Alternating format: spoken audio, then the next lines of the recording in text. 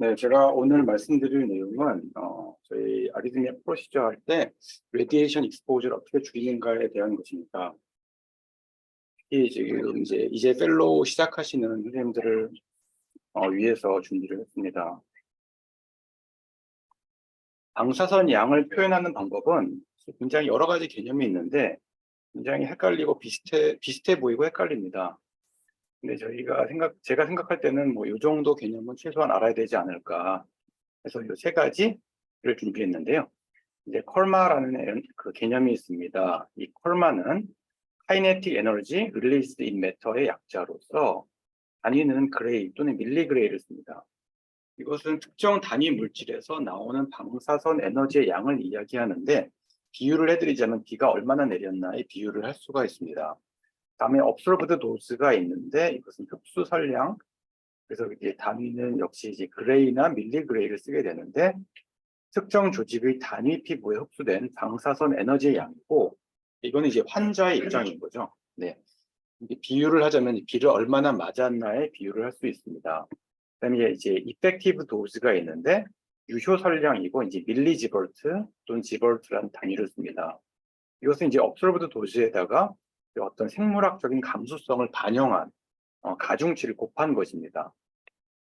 그래서 이거를 비유를 하자면 비를 맞아서 감기에 걸릴 확률은 얼마인가에 비유를 할 수가 있습니다. 근데 실제로 저희가 이제 시술실 내에서는 이제 이런 개념을 직접적으로 쓰지는 않습니다. 그래서 시술실의 화면을 보시면 이건 지멘스 엔지오 장비 화면인데요. 회사마다 조금 다를 수는 있습니다. 여기에 이제 프레임 레이트가 써져 있고, 그다음에 이제 이렇게 시그마 눈동자 표시에 이제 레디에이션에 얼마나 썼는가를 우리가 알 수 있는데, 여기 보시면은 이제 제일 위에가 플로로 타임이 있습니다. 이거는 이제 뭐 다 아실 거고, 그다음에 아래가 이제 레퍼런스 에어 컬마, 그다음에 컬마 에어리어 프로덕트, 이렇게 세 가지 숫자가 표시가 됩니다. 보시면 이제 플로로스코피 타임, 뭐 직관적으로 잘 아시겠죠? 플로로스코피를 사용한 시간입니다. 하지만 이 시간은 시술 시 사용한 방사선 양을 반영하지는 못합니다. 그 다음에 레퍼런스 에어 컬마가 있는데, 이것은 이제 환자의 신체에서 그 방사선이 들어가는 포인트, 즉 저희 시술의 경우는 이제 등 피부겠죠. 이 등 피부의 단위 면적당 조사된 방사선 에너지의 양입니다. 네. 그 다음에 그 아래 나오는 그 숫자는 이제 컬마 에어리어 프로덕트, 또는 이전의 용어로는 도즈 에어리어 프로덕트라고 하는데, 컬마는 앞서 설명을 드렸습니다. 그 에어리어를 곱한 값이라는 뜻인데, 컬마 에어리어와 방사선 빔이 조사되는 면적의 곱입니다. 이거는 엑스레이 튜브에서 엑스레이를 얼마나 생산했느냐, 또는 환자에게 얼마나 조사됐느냐를 나타내는 값이고, 단위는 그레이 스퀘어 미터 또는 밀리그레이 스퀘어 센티미터, 이렇게 표시가 됩니다.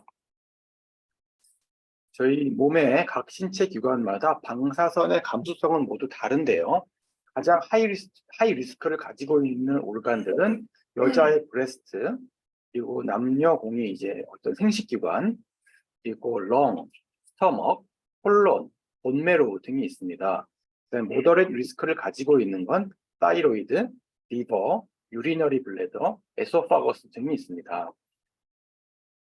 그리고 이제 방사선 에너지가 우리 몸에 미치는 영향을 두 가지 방식으로 두 가지 방식으로 표현이 되는데, 하나는 deterministic effect입니다. 이것은 어떤 스레숄드가 있고, 스레숄드 이하로는 해저드가 별로 없다가 스레숄드를 넘어가는 순간 이제 해저드가 급격히 올라가게 됩니다. 스토카스틱 이펙트라는 게 있는데, 이것은 이제 캔서의 발생 방식은 스토카스틱 이펙트를 따릅니다. 이것은 어떤 스레숄드가 없고 방사선을 맞으면 맞을수록 이제 리니어하게 올라갑니다.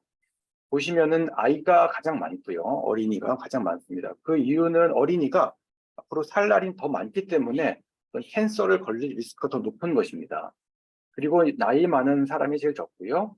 남녀로 따지면 여자가 더 높습니다. 그 이유는 오로지 브레스트 캔서의 리스크 때문에 남녀의 차이가 있는 것입니다. 그리고 레디에이션 더마타이티스 또는 카타락트 등등 이런 거는 디터미니스틱 이펙트를 따르게 됩니다. 역시 나이에 따른 어떤 유효설량이 다른데요. 나이에 따라서 어른을 보시면은 이제 콜마 에어리어 밀리지버트의 그 유효설량이죠. 이제 어른은 이제 콜마 에어리어 프로덕트 0.1을 곱하는데, 예를 들면 어른이 아니고 15세 어린이다. 그러면 어른보다 2배, 같은 레디에이션을 받아도 그 해저드가 2배 올라가고요. 그리고 얼른 계산해 보면은 뭐 1살 미만의 영아는 어른의 거의 7배 정도 됩니다. 거의 10배 정도 됩니다. 그래서 어릴수록 우리가 더 보호해야 된다. 젊을수록 더 보호해야 된다는 거고요. 또 레디에이션 조사가 많으면 많을수록 더 잘 생기는 캔서를 보시면 블래더 캔서, 브레스트 캔서, 렁 캔서, 여러 가지 이제 브레인의 튜머 등등이 이제 많이 생깁니다. 오바리, 타이로이드, 콜론 이런 것들이 많이 생기고요. 특히 이제 유리너리 블래더는 저희가 주목해야 될 것이 이 테이블 아래, 환자 테이블 아래에 위치해 있는 organ이기 때문에 더 레디에이션이 더 많습니다. 그래서 이제 블래더 캔서를 더욱더 조심해야 되는데, 막는 방법은 뒤에서 또 설명을 드리겠습니다. 저희가 이제 부정맥 시술에서 사용되는 방사선 에너지의 양은 이렇게 다양하긴 한데, 오히려 이제 시술자마다 많이 틀리고 어떤 방식으로 레디에이션을 쓰느냐에 따라서 많이 다릅니다. 더 주목해야 될 것은 환자가 받는 레디에이션과 오퍼레이터가 받는 레디에이션 비교했을 때, 어블레이션 프로시저는 환자보다 오퍼레이터가 훨씬 적게 받지만 디바이스 할 때는 환자랑 거의 비슷한 정도를 받습니다. 왜냐하면 환자랑 레디에이션 소스가 가까이 있기 때문이죠. 그래서 디바이스 임플란테이션 할 때는 더더욱이 조심해야 되겠습니다. 방사선 노출을 줄이는 4가지 기본 원칙이 있는데, 일단은 뭐 방사선 사용 시간을 줄여라. 이게 가장 좋겠지만 어쩔 수 없이 쓸 수밖에 없다면 도즈를 줄여라. 그리고 쉴딩을 잘 하자. 그리고 디스턴스를 멀리 서 있자. 이제 요 4가지 개념이 있는데, 레디에이션을 사용하는 시간을 줄이고 도즈를 줄이는 거는 그 오퍼레이터가 이제 신경을 써야 될 부분이고, 쉴딩을 잘 하자는 모든 시술실 내에 근무하는 모든 직원들이 다 해야 되는 것이고, 거리를 늘리자는 오퍼레이터는 사실 시술을 해야 되기 때문에 어쩔 수는 없죠. 오퍼레이터 말고 다른 사람들은 다 거리를 충분히 늘려야 합니다. 시술실 내에서 방사선 에너지 분포를 보시면 그 레디에이션 소스는 이제 환자 아래에 있기 때문에 아래에서 위로 올라갑니다. 그렇게 되면 테이블에 부딪히거나 환자에 부딪혀서 산란되는 이런 에너지 양이 많고, 그 테이블 아래가 테이블 옆에보다 2~3배 정도 많습니다. 테이블 위쪽이 절반 정도 적고요. 그래서 분보선을 그리자면 이런 방식으로 이렇게 올라오게 됩니다. 따라서 아까 말씀드린 유리너리 블래더 굉장히 이제 취약한 위치에 있죠. 렉텀, 유리너리 블래더. 특히나 이제 LAO를 보시게 되면 레디에이션 방사선 발생 장치가 피술자 쪽으로 오기 때문에 더 레디에이션이 많습니다. 그래서 LAO가 가장 많고요. 이제 RAO, AP 순서로 레디에이션 익스포저가 많게 됩니다. 환자 테이블의 높이 역시 중요한데요. 환자 테이블이 높으면 높을수록 환자는 레디에이션 소스로부터 멀어지기 때문에 레디에이션이 적게 됩니다. 근데 시술자의 입장에서는 큰 차이가 없거나 테이블 높으면 높을수록 이제 테이블 아래에 레디에이션이 많아지기 때문에 시술자 입장에서는 약간 불리할 수는 있지만 어쨌든 환자를 생각한다면 더 높으면 높을수록 더 유리하게 되게 됩니다. 리셉터 역시 이제 가까워야 되는데요. 리셉터가 이 방사선 소스로부터 리셉터의 거리가 절반이 되면은 방사선 에너지 양 4분의 1이 됩니다. 그 이유는 저희 엔지오 머신은 일정한 이미지 퀄리티를 유지하려는 알고리즘이 있습니다. 근데 이 리셉터와 에너지 소스가 멀면 멀수록 레디에이션이 멀면 멀수록 그 이미지가 흐려지기 때문에 이 이미지를 선명하게 하기 위해서 이 엔지오 머신은 레디에이션의 양을 더 늘리게 됩니다. 따라서 이거를 가능하면 낮추는 것이 유리하게 되겠습니다. 그래서 보시면 디텍터를 높은 거하고 낮은 거 보시면은 높으면 높을수록 이제 이미지가 흐려지고 이미지가 커지게 됩니다. 낮으면 낮을수록 이미 작아지고 선명하게 됩니다. 그래서 낮게 하시는 것이 유리하고요. 또 오블리크 뷰를 더 주면 더 줄수록 더 레디에이션이 많아집니다. 그 이유는 역시 같은 원리인데요. 환자의 몸을 통과하는 에너지, 레디에이션이 환자를 통과하는 궤적이 길면 길수록 레디에이션이 더 많이 흡수되거나 산란되게 되죠. 그래서 이미지 퀄리티가 점점 낮아집니다. 그래서 오블리크 뷰를 주면 줄수록 그러니까 해상도가 낮아지기 때문에 이 엔지오 머신은 더 많은 레디에이션을 방출하게 됩니다. 그래서 인체 조직을 3cm 더 통과할 때마다 레디에이션 2배가 늘어납니다. 그래서 어마어마한 에너지가 되고, 오블리크 뷰를 45도 주면은 에너지가 거의 10배 정도 더 나오게 됩니다. 더더욱이 이제 LAO 뷰를 보시면 이 엑스레이 발생 장치가 시술자로부터 가까워지기 때문에 레디에이션이 해저드가 더 많아지게 됩니다. 또 프레임 레이트 역시 중요한데요. 프레임 레이트는 리니어하게 코릴레이션 하는데 프레임 레이트를 높이면 높일수록 레디에이션 도즈는 그에 비례해서 높아지게 됩니다. 보시면 이제 시네와 플로우로 두 가지가 있는데요. 시네를 밟으시면은 이건 프레임 레이트 높고 방사선 발생이 굉장히 높습니다. 그래서 보시면 이제 컬마 에어리얼 컬마 숫자가 올라가는 것이 잠깐 밟았는데 위에서 순식간에 22가 됩니다. 그래서 8초 썼는데 20ml 있었거든요. 근데 플로로스코피를 쓰시면은 보십시오. 이렇게 밟았는데 이 컬마 숫자는 거의 움직이지 않습니다. 그래서 11초 밟았는데 1ml가 안 썼거든요. 그래서 시네와 플로로는 이렇게 어마어마한 강량 차이가 있습니다. 그래서 가능하면 플로로스코피만 사용하시는 것이 좋고요. 그리고 또 지금 소리 들리시다시피 저희가 엔지오 머신을 밟으면 플로로스코피를 쓰면 소리가 납니다.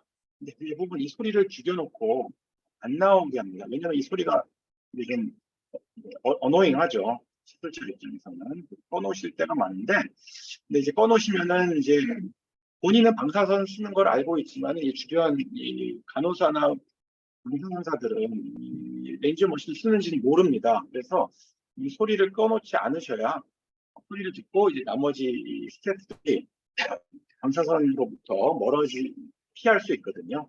그 소리를 끄지 않는 것이 좋겠습니다. 콜리메이션 역시 중요한데요. 콜리메이션을 하면 할수록 이만큼의 시야를 이렇게 좁히면 좁힐수록 이 시야의 면적에 비례해서 에너지 방사선의 레디에이션 익스포저는 줄어들게 됩니다. 그래서 이렇게 보시지 말고 이 주변에 필요 없는 부분을 이렇게 콜리메이션 하시면은 일단 그 방사선 에너지의 발생도 줄이고 또 더 좋은 거는 환자가 이제 불필요한 렁이나 에소파거스, 스토머크의 레디에이션을 줄일 수가 있습니다. 환자 입장에서 굉장히 좋고요. 저 입장에서 좋고. 이제 콜리메이션 말고 이제 웨지 필터가 있습니다. 저희는 사실 잘 사용하지 않지만 이제 코로너리 엔지오 같은 거 하실 때 보면 여기 코로너리 아터리만 잘 보려고 요런 부분을 웨지 필터로 가리게 됩니다. 근데 웨지 필터는 오히려 레디에이션 도시를 높입니다. 그래서 웨지 필터는 가능하면 사용하지 않으시는 게 좋겠습니다. 또 이제 매그니피케이션 하면 할수록 제곱에 비례해서 레디에이션 증가하는데 이제 2배, 4배 하면은 이렇게 제곱에 비례해서 레디에이션이 증가하기 때문에 매그니피케이션은 가능하면 사용하지 않으시는 게 좋고요. 그리고 이제 엑스레이 필드 안에 어떤 다른 이물질이 들어가 있으면은 역시 같은 이유로 레디에이션 도시가 늘어나게 됩니다. 즉, 이 엑스레이 필드 안에 어떤 레디에이션을 통과하지 않는 강력하게 레디에이션 통과를 방해하는 물질이 있으면 이 엔지오 머신은 또 역시 마찬가지로 이게 이미지 퀄리티 떨어지는구나. 그리고 레디에이션 도시를 확 올리게 됩니다. 그래서 로케이션 패드가 이렇게 화면에 나오지 않게 하는 것이 중요하겠습니다. 더더욱 이렇게 환자 팔이 나올 때가 있는데요. 그러면 레디에이션 도시가 어마어마하게 올라갑니다. 그래서 환자 팔에 이게 화상을 입는 경우도 있고요. 그래서 정말 이렇게 많이 오블리크 뷰를 보고 싶다면 환자를 만세시키고 이제 보셔야 되고요. 또 이제 페모럴 아터리 엔지오를 하실 때가 있는데 찍으실 때 이제 사실 이렇게 찍지 않으시도록 제가 얘기하는데, 그 이유는 일단 엑스레이 머신을 밟고 나서 페모랄로 이제 위치를 테이블을 이동하지 않습니까? 그럼 이 환자의 배는 불필요하게 또 레디에이션 받게 되고요.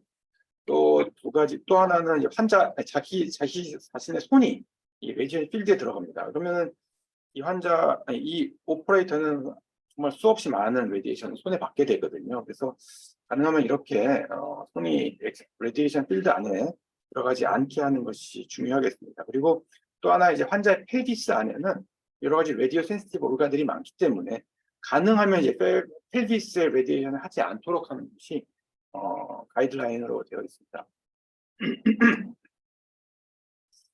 그 환자가 체격이 크면 클수록 역시 레디에이션 도수가 많아지는데요. 이 환자는 38kg 여자였고 109kg 남자였는데, 보시면 이분들도 AF 어블레이션 했는데 이건 3.4분 썼는데 1mg 있었습니다. 그런데 이분은 0.5분 썼는데 2mg 있었거든요. 그래서 환자의 체중이 2배 증가하면 레디에이션 도수는 4배가 증가한다. 그래서 환자 체격이 크면 클수록 역시 또 조심해야 된다는 것입니다.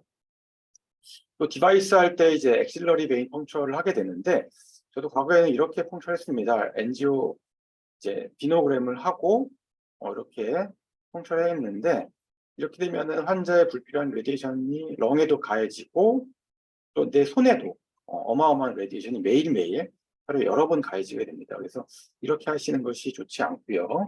그래서 초음파로 가이디드해서 펑처를 하시는 것이 훨씬 좋습니다. 초음파로 보시면은 이렇게 아터리 베인, 팩토럴리스 메이저 머슬, 렁이 보입니다. 눌러보면은 뭐가 아터리인지 베인인지 알 수가 있고요. 이들의 위치도 저희가 보면서 들어갈 수 있기 때문에 이모소락스를 절대로 만들지 않습니다. 아터리 펑처를 절대로 할 수가 없습니다. 그 펑처하고 나서 롱지튜디널하게 보시면은 엑실러리 베인 펑처했는지 클레비클이 여기 보이니까요. 이제 서브클라비언 베인 펑처했는지를 우리가 알 수 있습니다. 정말 쉽습니다. 그래서 얼트라사운드 가이디드, 플로로스코피 가이디드를 비교를 해보시면은 뭐 정말 절대적으로 얼트라사운드 가이디드가 좋다는 걸 아실 수가 있는데, 뭐 여러 가지 장점이 있습니다. 엑실러리 베인의 깊이도 알 수 있고요. 다른 아터리, 렁, 본, 머슬 등의 니들 이런 것들의 위치를 다 알 수 있고, 레디에이션 절대 받지 않습니다. 아터리 펑처할 리스크, 뉴모소락스를 만드는 리스크가 거의 제로에 가깝습니다. 그리고 간혹 이제 뭐 초음파를 보다가 혹시라도 컨타미네이션 될까봐 걱정을 하시는 분들도 계시는 것 같은데, 저는 이렇게 합니다. 여기 이제 초음파 젤리를 쓰진 않고 저희 뭐 플로르엑시딘이나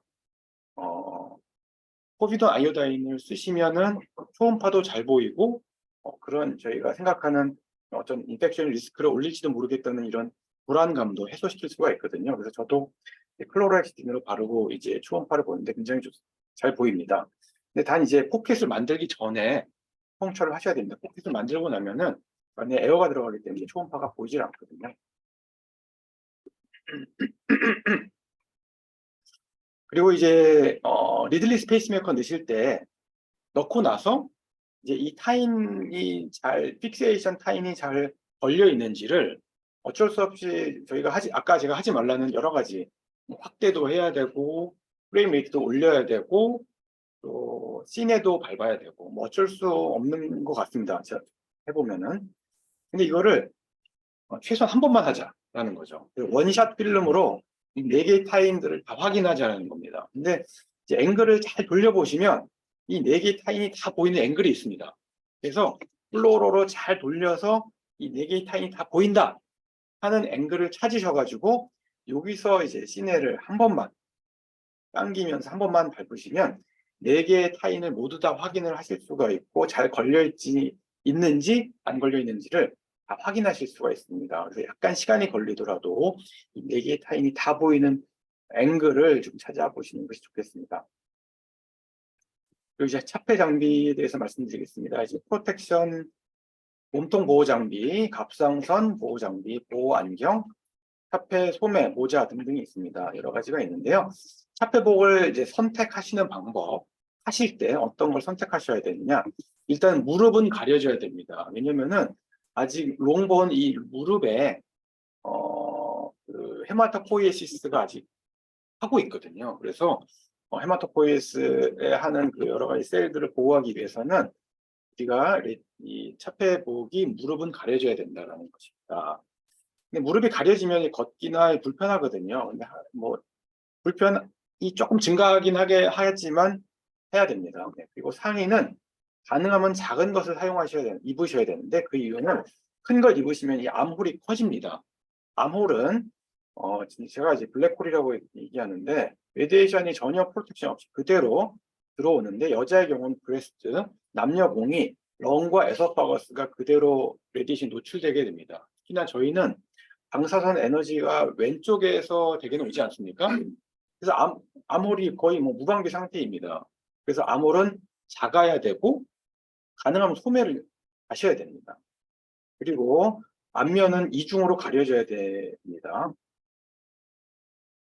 차폐복이 완벽하지 않습니다. 저희 차폐복의 납당량이 이제 0.5mm이거든요.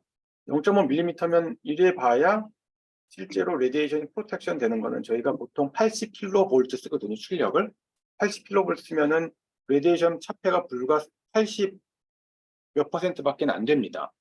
저희가 앞면은 두 겹으로 가려지죠. 그러면 0.7이잖아요. 0.7이 돼도 뭐 불과 한 85%밖에 가려지지 않습니다. 즉 한 15%의 레디에이션은 그대로 들어오고 있거든요. 차폐복은 완전하지 않다, 완벽하지 않다라는 것이고, 더더욱이 차폐복이 2년 정도 지나게 되면 차폐복에 이제 크랙이 생기고 찢어지고, 그리고 이게 이제 중금속으로 되어 있거든요. 합금으로 되어 있거든요. 이게 사실 무겁습니다. 그래서 이게 그냥 걸어만 놔도 옷걸이에 걸어만 놔도 이 중금속, 이 합금이 저절로 중력에 의해서 내려오게 됩니다. 2년만 지나면 차폐복의 윗부분은 이 금속이 듬성듬성해지고 아래쪽으로는 몰리는 현상이 보이거든요. 그래서 위쪽은 더더욱이 프로텍션이 적어진다. 그래서 차폐복은 가능하면 2년마다 한 번씩 교체를 해야 되고, 또 더 중요한 건 이 차폐복이 몇 년도에 샜느냐, 몇 년도부터 입기 시작을 했느냐를 사실 표시를 해주면 좋은데 표시가 안 돼 있거든요. 네, 그래서 사실 가능하면 뭐 이게 자기 걸 사시는 것이 좋겠습니다. 차폐복 꼭 아까 말씀드린 대로 이제 슬리브를 꼭 착용하시는 것이 중요하겠습니다. 사이로이드 프로텍터 이제 타이트하게 매셔야 됩니다. 이렇게 되면 이제 사이로이드 프로텍션이 안 되고 있거든요. 말씀드린 암홀은 전혀 프로텍션이 없는 가장 위험한 부분입니다. 그리고 이제 카테터 블레이션 할 때나 디바이스 환자의 오른쪽에 디바이스 임플란테이션 하실 때는 이 차폐복의 하의가 두 겹으로 겹쳐지는 부분이 있지 않습니까? 그거를 왼쪽으로 돌려 입으셔야 됩니다. 치마를 왼쪽으로 돌려 입으셔야 되고, 여자 같은 경우는 치마 돌려 입는 것이 굉장히 익숙하지만 남자는 치마 돌려 입는 것을 상상 못 하시더라고요.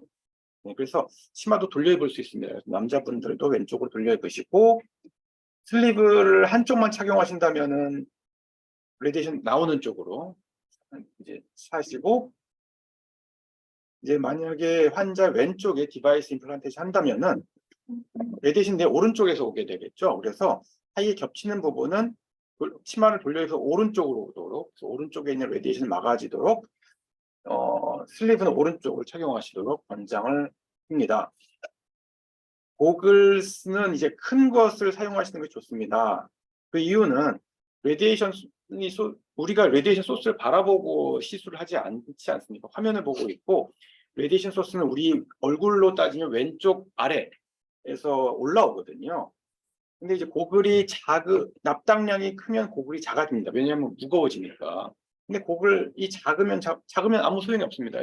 내 왼쪽 아래 이 코를 통해서 들어오는, 왼쪽 뺨을 통해서 들어오는 레디에이션을 막지를 못하거든요. 고글은 납당량이 적더라도 큰 거를 쓰시는 것이 좋겠고, 쓸 때는 가능하면 아래쪽을 잘 가리도록 쓰시는 것이 좋겠습니다. 그리고 언더 테이블 쉴드 역시 되게 중요한데요. 언더 테이블 쉴드의 요 부분을 안 하고 하시는 분들이 상당히 많은데 굉장히 중요합니다. 유리너리 블래더, 렉텀을 보호하기 위해서는 이 쉴드, 언더 테이블 쉴드의 요 부분 사용하시는 것이 좋겠고, 이 언더 테이블 쉴드 날을 가리는 것이 중요합니다. 이게 시술하다 보면은 또 코를 덮고 있으니까 이 언더 테이블 쉴드 위치를 잘 모르실 때가 있는데, 이렇게 해서 한참 있다 보면 내가 여기 서 있게 되거든요. 그래서 프로텍션 여기가 돼 있는데 나는 여기 서 있고, 이 유리네일 레더는 그대로 레디에이션 노출돼 있고, 그래서 이 언더 테이블 쉴드가 항상 나를 가리고 있는지, 나를 감싸고 있는지를 잘 확인을 하시는 것이 좋겠습니다. 그리고 오버 테이블 쉴드를 사용하시는 법. 오버 테이블 쉴드를 보통 이렇게 똑바로 세워놓고 사용하실 때가 많은데, 이 레디에이션은 이 아래에서 올라오는 게 제일 많거든요. 그렇게 되면 별로 가려지는 게 없죠.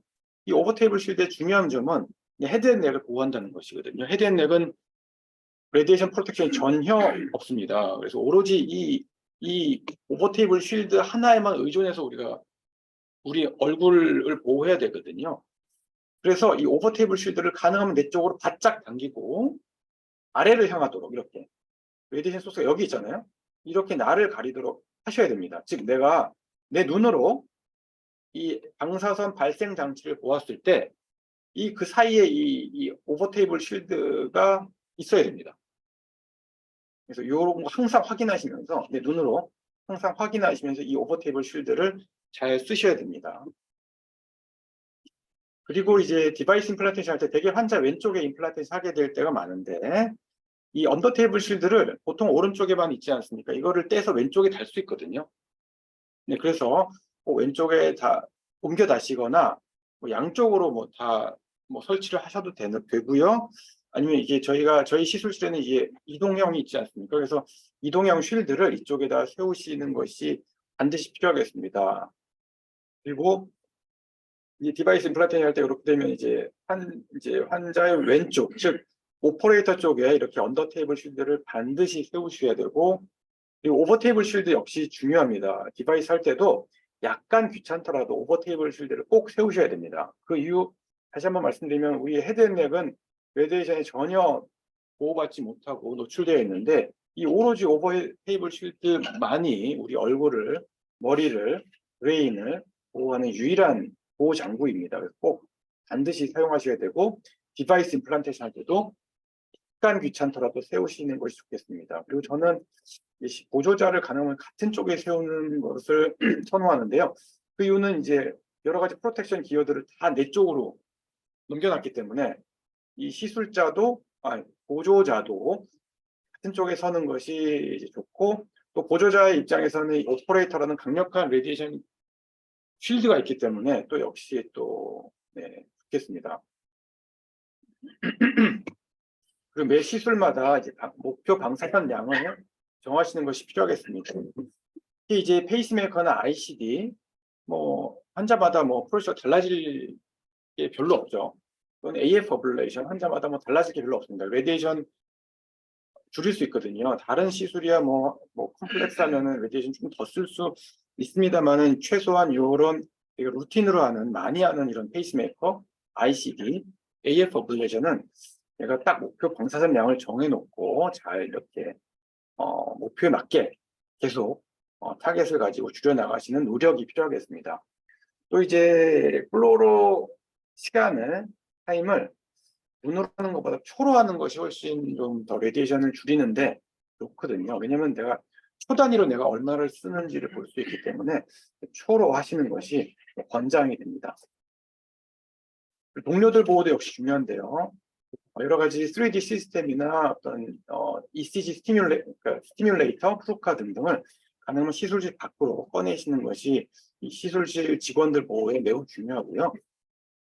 안에다 넣을 수밖에 없다면은 이 3D 직원을 위해서 이런 쉴드를 마련해 주시는 것이 좋겠고, 또 디바이스 임플란테이션 직원들을 위해서 이런 쉴드도 같이 세워주시는 것이 좀 필요하겠습니다. 이 도시메터 사용하시는 것이 매우 중요한데요. 도시메터는 저희가 하나를 사용하고 있습니다. 그거는 가슴에 에이프런 안쪽에 착용하시도록 되어 있고, 만약에 두 번째 도시미터가 있다면 손이나 쉴드 바깥쪽, 세 번째가 있다면 눈, 이런 데 이제 눈 근처에 이제 사용하시게 되는데, 이걸 사용하시는 것이 매우 중요한 게, 만약에 이제 시술실 직원이 나중에 무슨 문제가 생겼다, 무슨 건강상의 문제가 생겼다고 얘기했을 때 그걸 보상받는 방법이 사실 이 도시미터를 안 하고 있으면은 내가 이 시술실에서 아무리 오랫동안 일해도 레디에이션 받았다는 증거가 없습니다. 그래서 나중에 뭐 법적인 문제가 만약에 생겨도 보상받을 근거가 없습니다. 도시미터를 꼭 사용하시라는 게 도시미터가 레디에이션을 줄일 수는 없지만 나중에 보상받는 근거가 될 수 있다라는 것입니다. 그래서 써머리를 해드리지 않아도 되겠죠. 네, 다 같은 얘기라서. 요 하나만 말씀드리면 앞에 나오지 않았던 건데요. 네, 그 프로텍티브 캡이나 글러브는 효과가 거의 없습니다. 모자는 효과가 별로 없는데요. 그 이유는 레디에이션은 아래에서 위로 올라오거든요.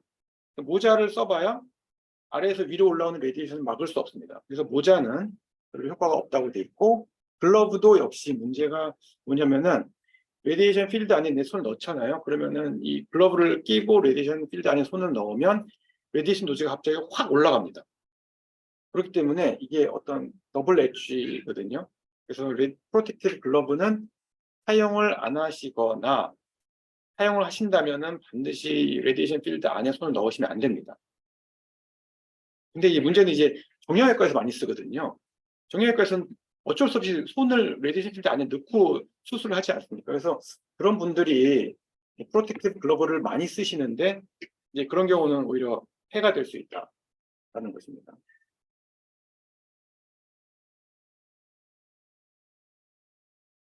네, 그래서 저는 이제 항상 환자를 생각한다고 환자는 아무 프로텍션 없이 레디에이션에 그대로 가장 가까이 노출이 되고 있어서 환자를 생각한다고 레디에이션을 쓰는 것이 정말 이렇게 계속 가슴이 아프고 저는 죄책감이 느껴지는데요. 네, 그리고 시술실 직원들 보호는 사실 저희가 열심히 해야 됩니다. 네, 감사합니다.